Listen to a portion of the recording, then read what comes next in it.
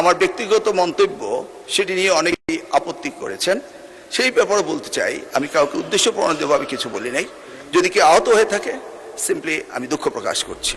পটুয়াখালীর 2 এমপি শফিকুল ইসলাম সাহেব আজকের সংসদ ভবনের দিকে ছাত্ররা আসছে পরীক্ষা পেছানোর দাবিতে, সেই সম্পর্কে তিনি কথা বলেছিলেন। এই ব্যাপারে আমরা অনেক পর্যালোচনা করে দেখেছি। গতকালকে যে ফিজিক্স সেকেন্ড পেপার পরীক্ষা হয়েছে, হিসাব বিজ্ঞান এবং যুক্তিবিদ্যা, এই পরীক্ষার সময় বৃষ্টি ছিল, অনেকে ভিজেছে এবং পরীক্ষা সঠিকভাবে দিতে পারেনি, এই ধরনের কমপ্লেইন এসছে। আমরা যদিও সবসময় পর্যবেক্ষণের মধ্যেই ছিলাম, তারপরও শিক্ষার্থীদের দাবি এসছে এই পরীক্ষাটি নিয়ে। ইতিমধ্যে বন্যার কারণে আমরা চিটাং বোর্ডের প্রত্যেকটি জেলার পরীক্ষা বন্ধ করে দিয়েছি এবং আমাদেরকে পুনরায় পরীক্ষা নিতেই হবে।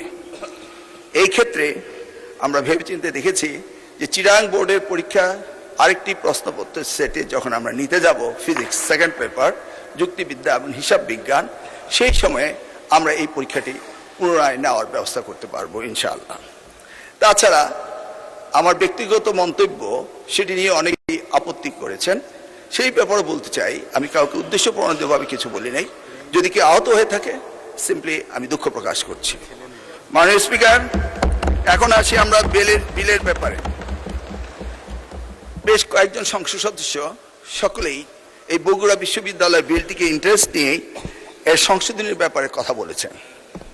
আমি দেখেছি ওনারা যে প্রস্তাবগুলি আনার চেষ্টা করেছেন অত্যন্ত যুক্তিসঙ্গত, কিন্তু বিষয়টি হলো ওই প্রস্তাবগুলো অলরেডি আমরা ইনক্লুড করেছি।